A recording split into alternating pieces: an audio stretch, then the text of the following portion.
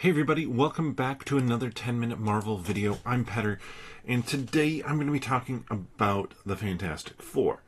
And in particular, I'm going to be talking about Fantastic Four Life Story Issue 1, which we talked about on the 10-minute Marvel podcast this week. So this whole week's podcast focus was on those 5 comics that Marvel gave us to read. And I say us, gave us, the general us, everybody, access to read, I want to say almost a year and a half ago at this point, when they kind of announced the cast. This was the Herbie link that led you then to a QR code which took you to this page that had 5 different comics. Those 5 comics were Fantastic Four Volume 1, Fantastic Four Volume 48 through 50, and Life Story Volume 1. Fantastic Four Life Story Volume 1. So, first off, what is Life Story? Life Story is basically the retelling, to some extent, of the Fantastic Four history. This is kind of the whole life and times of the Fantastic Four, starting from the 60s and I believe going through the 2000s. And it's a chance for people to catch up on the Fantastic Four because all this information, there's so much out there.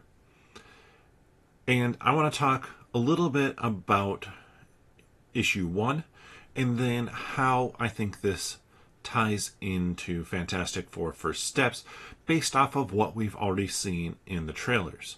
So, no spoilers officially. This is all just a theory, speculation on my behalf. We're going to start, like I said, talking about Life Story, Fantastic Four Life Story Volume, Issue 1.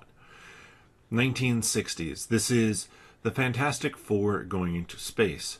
JFK brings on Reed Richards to get ahead of the Soviets in the space race. And there's an existing scientist who's not particularly pleased that Reed has been brought in. And that scientist is kind of left in charge of the ground crew and basically has final say as to whether the spaceship even launches. Well, they decide to pull the plug on kind of the project because they don't necessarily know that Reed has done enough to shield the spaceship from the cosmic radiation out there.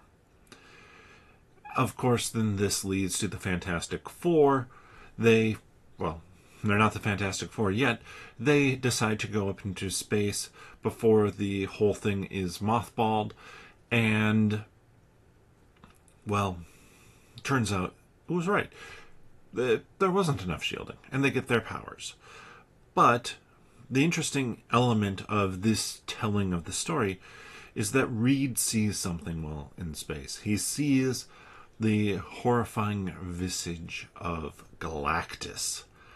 Galactus, the devourer of worlds, this entity being out there. And nobody really fully believes Reed that he's seen this. In fact, so much so that when the Fantastic Four takes a second voyage into space, the scientist, using some technology or something, it's not really explained, pretends to be Ben Grimm, and this is all done to discredit Reed, but turns out that Galactus is real. Galactus is out there. Now, I think that, and then I'm going to extrapolate a little bit beyond what this gives us, but I think that this gives us an idea for that footage in the trailers of a planet being destroyed. One of the predominant theories has been that the Fantastic Four go into space and they see, like at the end of the film, to escape, and it's Earth getting destroyed. However, I don't think that Marvel's going to give away the end of this film. That's just too big. I think that it's more likely this is their first space flight. This is them going into space the first time, and when they get their powers, as part of the journey, maybe after they've gotten hit by the cosmic radiation, Reed sees this happen. Reed understands that there is some being, entity out there that destroys worlds, that eats worlds. And when we see Reed researching everything, he already knows that Galactus might be coming. That Galactus knows about Earth because Galactus knows they were out there. And while everything is kind of fine, Reed has this in the back of his mind. It's no longer maybe the obsession that it was.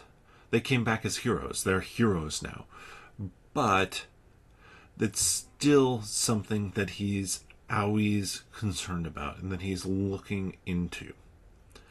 And it's only when the Silver Surfer comes back that this turns into this major issue again for them. And why is it a major issue? Why does Galactus care that they saw, or Reed saw, Galactus out there?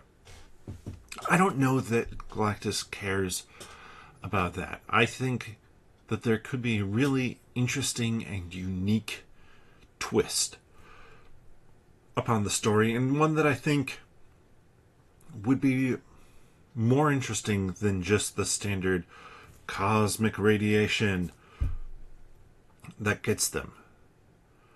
What if they go into space and there isn't a cosmic radiation wave that hits them, that now they're changed from that?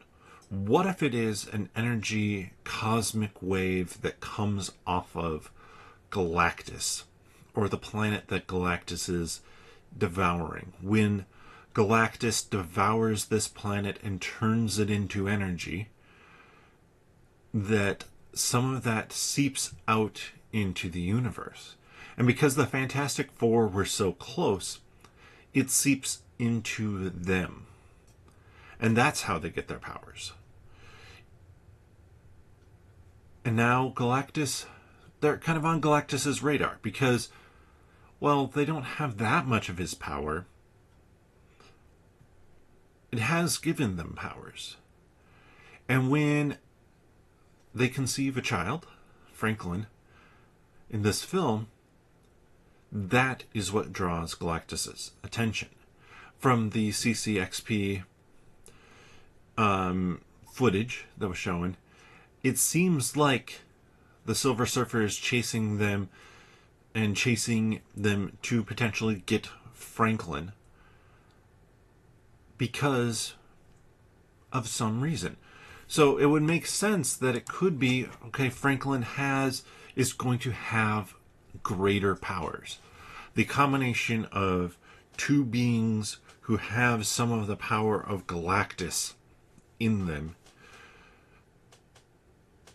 having a child, that child is going to now kind of maybe have opposite powers of Galactus. Galactus is the devourer of worlds.